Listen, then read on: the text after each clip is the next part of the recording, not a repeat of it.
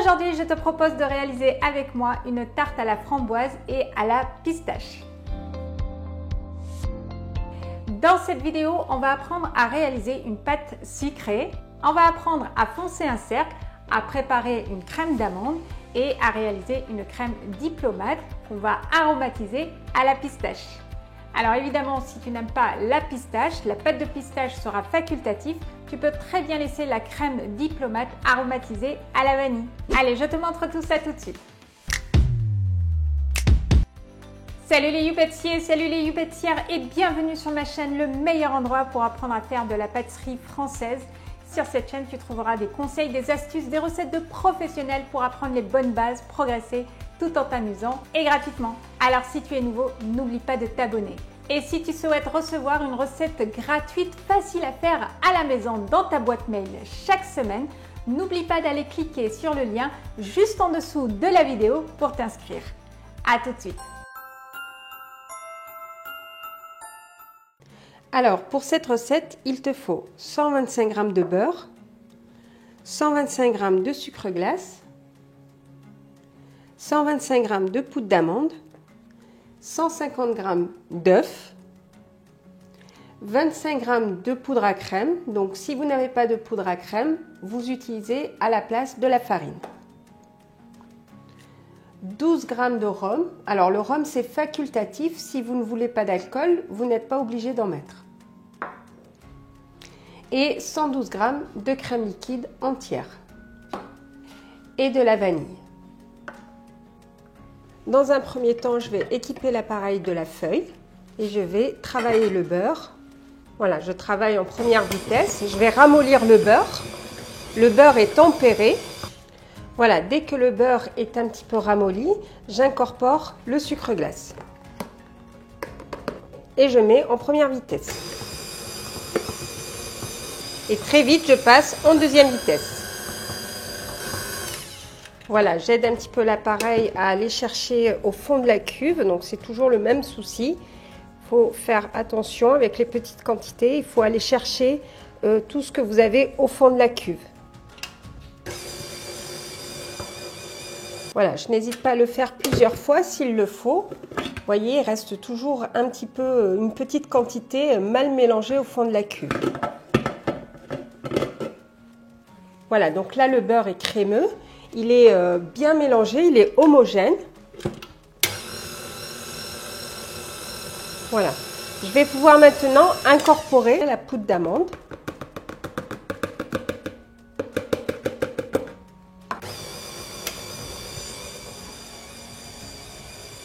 Et là, maintenant, je vais mélanger les œufs, comme ceci, et je vais les incorporer progressivement, petit à petit.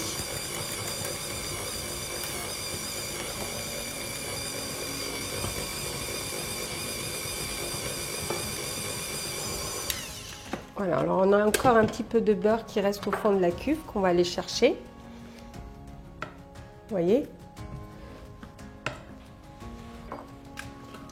Voilà, je continue. Voilà, et je continue à incorporer les œufs petit à petit.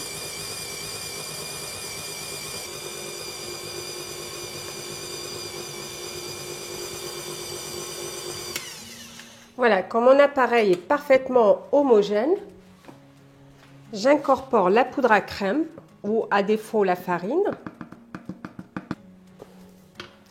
Voilà, je n'hésite pas à remettre le cache un petit peu.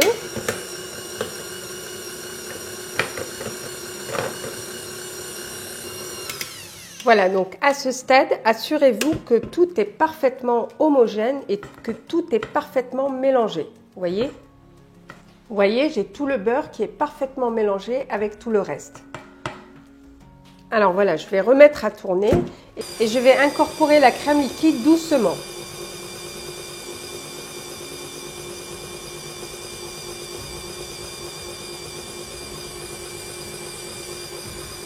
Et voilà, je finis entièrement la crème. Et maintenant, je peux arrêter mon appareil. Voilà, donc là, on a un appareil crème d'amande un petit peu liquide. Donc, l'idéal, c'est de le faire la veille.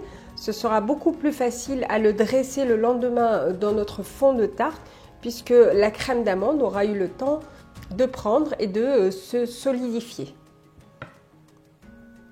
Voilà, donc je vais me débarrasser de la crème d'amande dans un pichet. Je filme la crème d'amande au contact, comme ceci. Et je vais pouvoir l'utiliser pour demain si je souhaite faire des tartelettes ou une deuxième tarte. Je la filme et je peux la réserver au froid 2-3 jours. Sinon, la crème d'amande se congèle très bien au congélateur. Vous pouvez la garder au congélateur 1 mois. Alors, pour cette recette, il te faut 150 g de beurre, 2 g de sel, 95 g de sucre glace, 30 g de poudre d'amande, 50 g d'œufs et 250 g de farine T55. Donc, je vais mélanger le beurre. Donc, je mets le beurre au fond de la cuve, le sel que je mélange avec le sucre glace. Et je vais mélanger avec la feuille. Donc là, je suis sur vitesse 1 et je vais travailler le beurre jusqu'à obtenir une texture crémeuse. Voilà, je passe à vitesse 2. Et ensuite sur vitesse 3. Voilà, alors vous voyez souvent, il reste un petit peu de sucre glace au fond de la cuve, comme ceci. Donc j'aide un petit peu mon robot, je rassemble le beurre comme ceci avec le sucre glace pour aider le robot. Voilà, alors je stoppe la machine dès que j'obtiens une texture crémeuse. Et maintenant je vais incorporer la poudre d'amande et je vais continuer à mélanger sur vitesse 2. Voilà, donc vous voyez, l'important c'est vraiment d'avoir ce résultat, d'avoir un appareil crémeux et homogène. Voilà. Alors maintenant, je vais incorporer l'œuf. Alors, je vous conseille de mélanger l'œuf avant de l'incorporer. Voilà, donc j'incorpore l'œuf et la farine. Voilà, et là maintenant je vais mélanger à petite vitesse. Je commence toujours en première vitesse et puis ensuite j'augmente la vitesse petit à petit.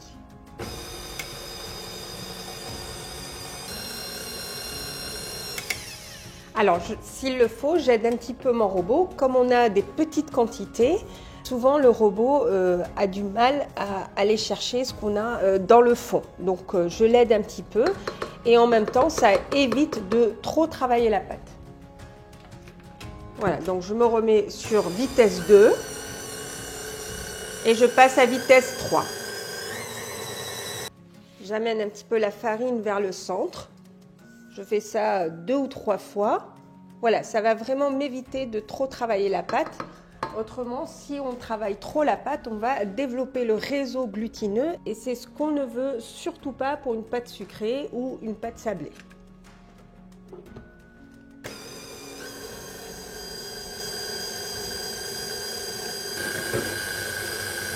Vous voyez, la pâte est en train de se rassembler.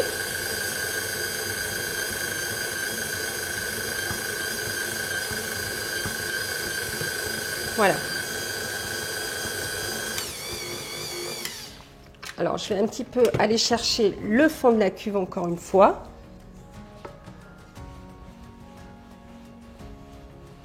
Vous voyez, à partir du moment où j'ai incorporé la farine, j'ai très peu travaillé la pâte. Donc, j'ai fait tourner la machine moins d'1 minute. Voilà.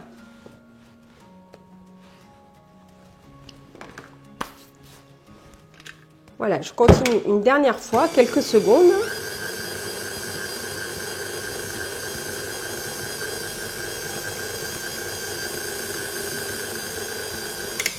Voilà. Alors, une pâte sucrée réussie, c'est une pâte qui ne colle pas, vous voyez. Alors, ça peut arriver les premières fois que la pâte colle parce que certaines farines absorbent plus d'eau que d'autres. Et vous risquez d'avoir une pâte qui colle un petit peu. Si c'est le cas, il faudra mettre un petit peu de farine et phraser la pâte comme ceci, avec la paume de la main, comme ceci. Mais pour les prochaines fois, vous le saurez. Donc, il faudra toujours utiliser la même farine et il suffira simplement pour la prochaine fois d'enlever 5 g d'œuf. Voilà, vous enlevez 5 g d'œuf et normalement, vous aurez une pâte parfaite.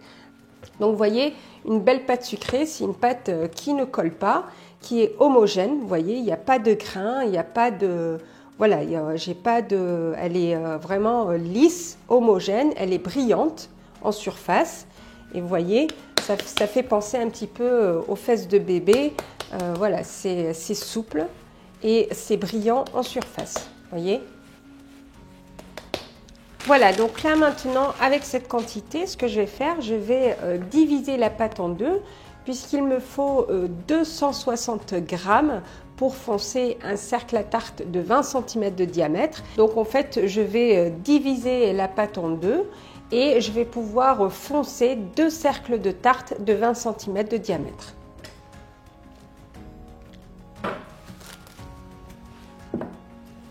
Voilà. Et maintenant, je vais mettre ces 2 pâtons au froid à reposer 2 heures. Alors l'idéal, c'est pour que le pâton prenne rapidement le froid, c'est de le déposer directement sur l'étagère du frigo pour que le pâton prenne le froid rapidement.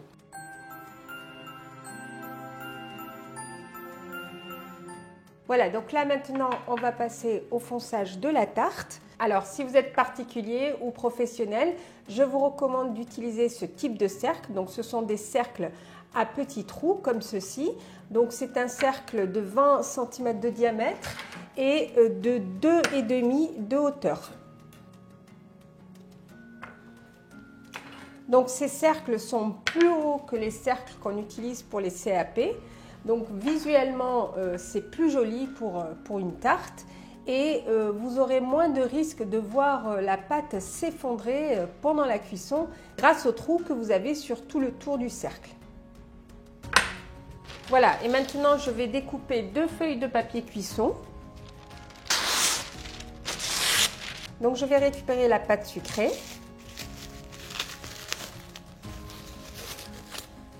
Et l'étaler entre mes 2 feuilles de papier cuisson. Alors maintenant, le but du jeu, c'est d'étaler la pâte en forme ronde pour avoir le moins de chute possible. Donc pour cela, je vais étaler la pâte en tournant la pâte d'1/8 de tour à chaque fois et en maintenant le rouleau à pâtisserie bien à l'horizontale face à moi. Voilà, je tourne un petit peu la pâte et je maintiens toujours le rouleau à pâtisserie à l'horizontale. Voilà, donc pour l'instant, j'ai une certaine épaisseur. Donc la pâte est trop épaisse. Donc dès que j'arrive à 4-5 mm, si vous voulez avoir une pâte régulière, je vous conseille d'utiliser des petites baguettes comme ceci de 3 mm d'épaisseur. Voilà, je mets les baguettes de chaque côté, de part et d'autre de la pâte. Et je vais continuer à étaler la pâte. Donc là, je commence à entendre un petit peu la baguette sous mon rouleau à pâtisserie.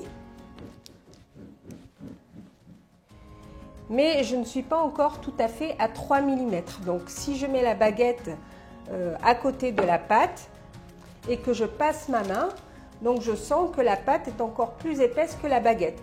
Donc il faut vraiment insister pour étaler un maximum et être vraiment à 3 mm d'épaisseur.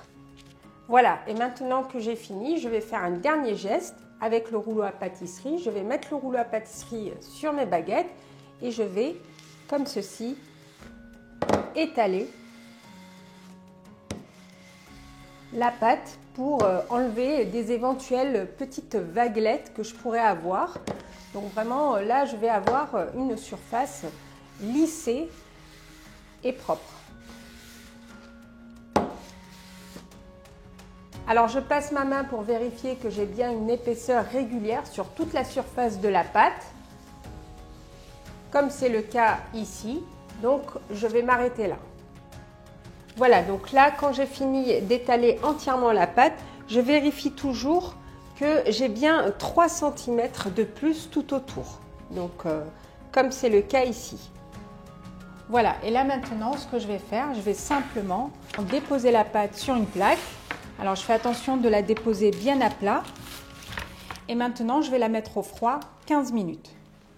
Voilà, donc là, je récupère la pâte qui a refroidi 15 minutes au réfrigérateur. Alors, comme tout à l'heure, j'enlève la feuille du dessus et la feuille du dessous. Et je vais enrouler la pâte sur mon rouleau à pâtisserie.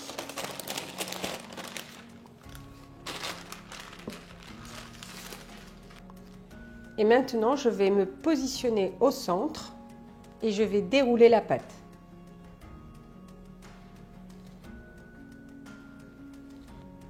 Alors, le premier geste à faire, c'est simplement d'amener la pâte vers l'intérieur du cercle.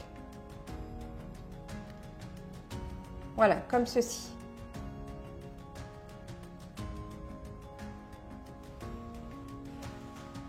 Et on fait ça pour tout le tour du cercle.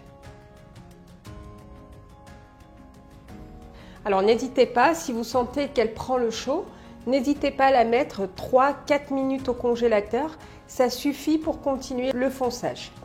Voilà, je l'ai mise 3 minutes au congélateur et cela me suffit pour continuer le fonçage.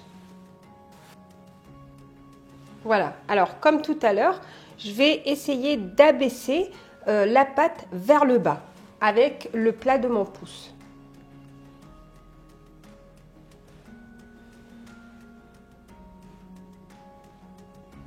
Voilà, et maintenant je n'hésite pas à lisser comme ceci. Alors pour faire ça, il faut vraiment que la pâte soit froide.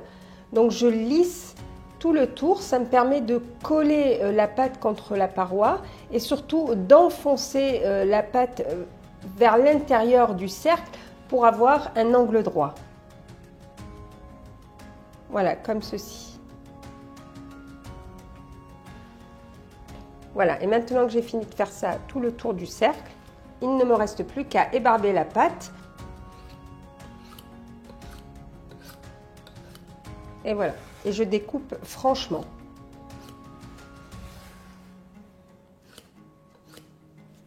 Voilà, donc là, on a une pâte qui est parfaitement foncée. Vous voyez, on a des épaisseurs régulières. On n'a pas d'enfoncement ni de traces de doigts. Tout est uniforme et tout est régulier. Voilà, alors ce que je vais faire maintenant, je vais trouer le fond de tarte. Donc j'espace de 1 cm environ et je troue d'un côté. Puis je tourne le cercle et je vais trouer dans l'autre sens. Et maintenant, je vais mettre la pâte à reposer 15 minutes au froid avant de mettre la crème d'amande ou de la cuire directement à blanc au four. Voilà, donc là, je mets l'équivalent d'une cuillère à soupe environ. Voilà, 1,5 cuillère.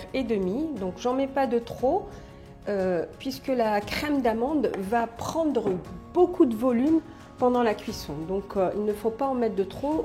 Autrement, vous n'aurez plus de place pour garnir la tarte de crème. Voilà. Et maintenant, je vais mettre à cuire à 160 degrés sur chaleur tournante une vingtaine de minutes.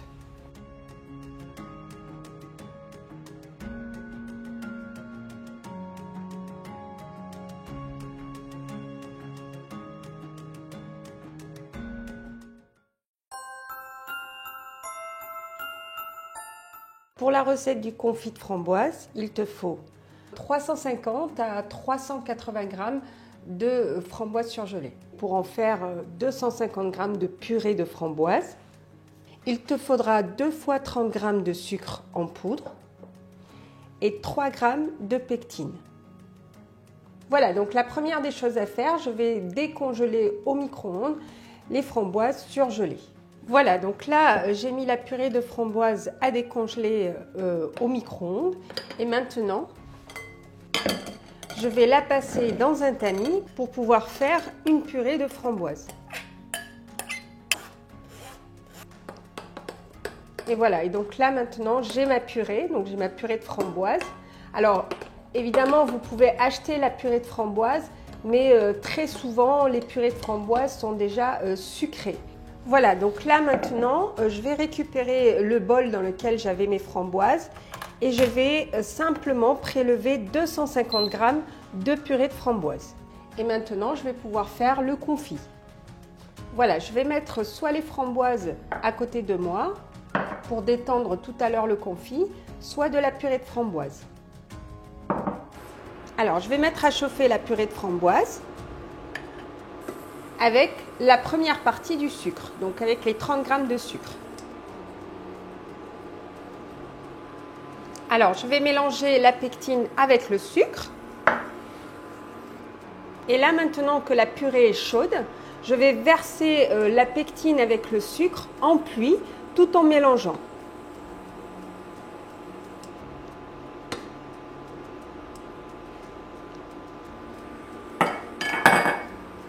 Voilà, et à partir de maintenant, il faut vraiment continuer de mélanger. Il ne faut pas cesser de mélanger, autrement vous risquez de brûler la purée. Alors il faut compter une vingtaine de minutes pour atteindre la température de 102-103 degrés. Alors il faut faire attention au thermomètre. Pour prendre la température exacte, il ne faut pas toucher le fond de la casserole, autrement le thermomètre va s'emballer et vous afficher une fausse indication. Voilà, donc là j'ai atteint les 102. Voilà, donc là je vais débarrasser le confit dans un cul de poule. Alors attention de ne pas verser le confit chaud sur le fond de tarte. Je vous conseille de le refroidir en premier avant de le dresser dans un fond de tarte. Alors c'est à ce moment-là que vous avez le choix. Soit vous incorporez un petit peu de coulis de framboise qu'on a mis de côté tout à l'heure. Cela permet d'apporter un peps au goût, puisque lors de la cuisson, comme la cuisson du confit est un petit peu longue, on perd un petit peu le goût du fruit, comme ceci. Alors c'est vraiment une toute petite quantité, c'est l'équivalent de 2 petites cuillères à café. Voilà, donc là le confit est prêt.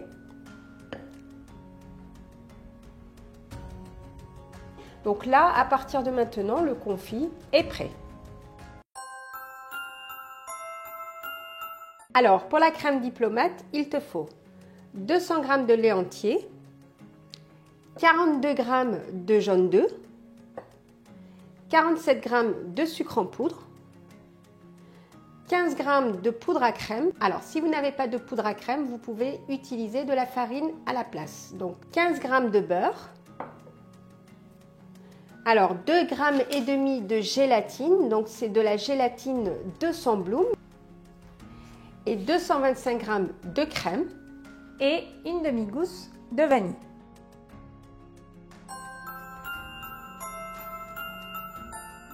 Alors, je vais faire chauffer le lait avec la gousse de vanille que je vais couper en deux. Voilà, donc là, je coupe la gousse de vanille. Alors, vous voyez, l'ouverture est dans ce sens. Donc, je vais prendre le couteau et tirer comme ceci. Et retirer tous les grains. Et je vais mettre la gousse à l'intérieur du lait. Je vais mettre à chauffer sur feu moyen doux. Alors je commence à blanchir les jaunes d'œufs avec le sucre en premier. Il faut d'abord mélanger les jaunes pour avoir du jaune d'œuf liquide. Et maintenant je vais verser le sucre en pluie tout en mélangeant. C'est très important de mélanger petit à petit le sucre et d'avoir un jaune d'œuf liquide mélangé en amont pour éviter d'avoir des grains.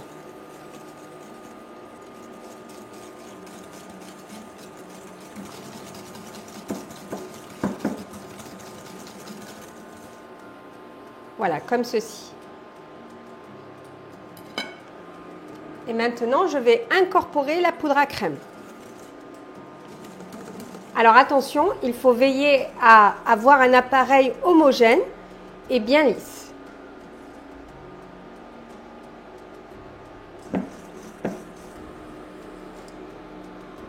Voilà, et là dès que j'aperçois la toute première petite bulle, j'attends pas que le lait bout complètement. Il faut que le lait soit très chaud, mais il ne faut pas qu'il soit bouillant.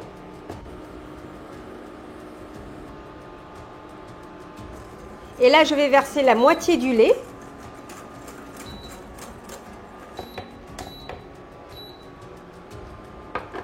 Et je vais remettre le tout à cuire dans la casserole. Et on continue de mélanger jusqu'à ce que l'appareil s'épaissit. Voilà. Et là, à partir de maintenant, je vais cuire ma pâtissière 3-4 minutes. Voilà, donc là, ça fait 3 minutes. Donc, j'arrête la cuisson et je vais incorporer le beurre tant que la pâtissière est encore chaude. Voilà, et là maintenant, je vais incorporer la gélatine. Alors, attention de bien hydrater la gélatine. Et je vais l'incorporer dans la crème pâtissière. Voilà, donc j'ai une crème pâtissière bien lisse. Vous voyez, j'ai pas de grumeaux.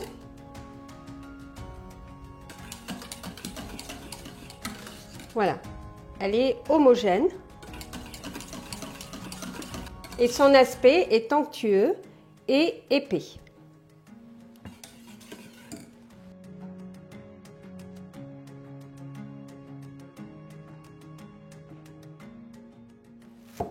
Voilà, alors je fais bien attention de filmer au contact pour ne pas avoir de croûte tout à l'heure.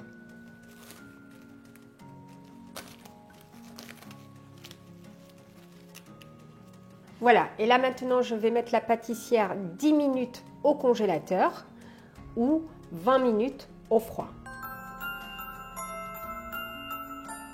Pour la crème diplomate à la pistache, il vous faudra entre 30 et 50 g de pâte de pistache, cela dépendra de vos goûts. Et de la poudre de colorant, mais ça c'est facultatif, c'est juste pour donner une jolie couleur à la crème diplomate, mais vous n'êtes absolument pas obligé. Alors si vous voulez mettre un petit peu de colorant, c'est du colorant hydrosoluble et on en mettra très très peu. Alors pour réaliser la crème diplomate, je récupère la crème pâtissière refroidie. Donc voilà, donc là la pâtissière a refroidi. Alors elle est très légèrement tiède, elle va finir de refroidir en la travaillant.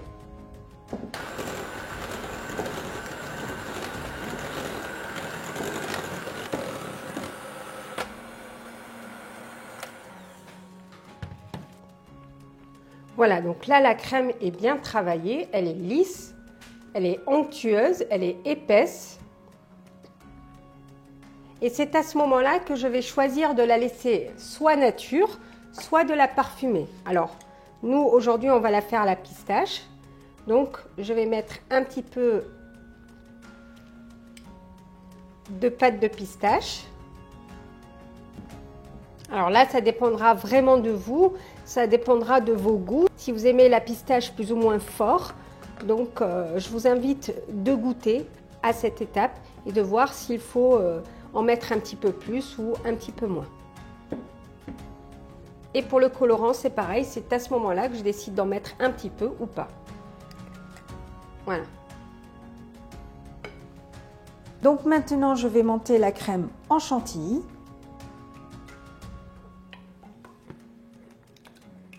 Alors, pour avoir une belle chantilly, il y a des choses très importantes à savoir.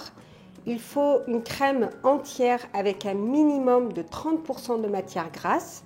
Il faut que la crème soit très froide pour la monter en chantilly.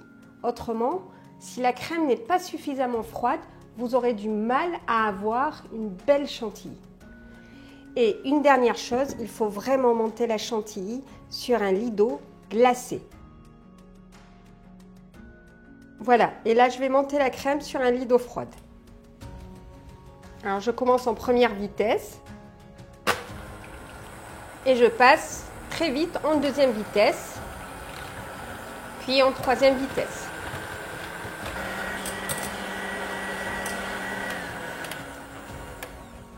Donc voilà, donc là c'est bon, c'est plus ferme que tout à l'heure, donc voyez, Si je fais ça, la chantilly se tient parfaitement bien. Et maintenant, je vais incorporer la chantilly en 2 fois.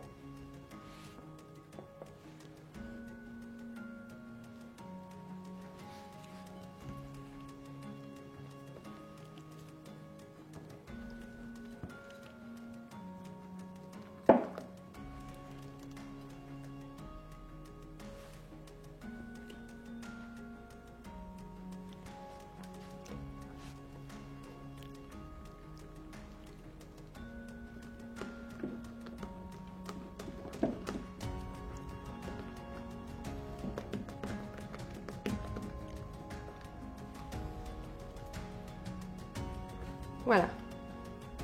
Et là maintenant, on va pouvoir la réserver et passer à l'étape suivante.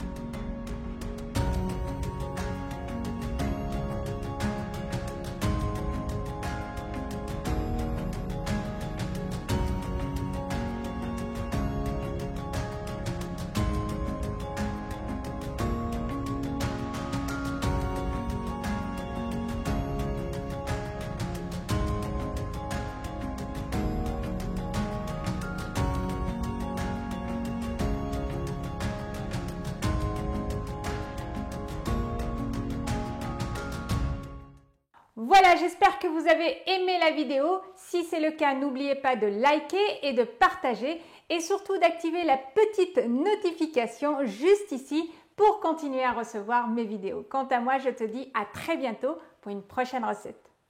Ciao!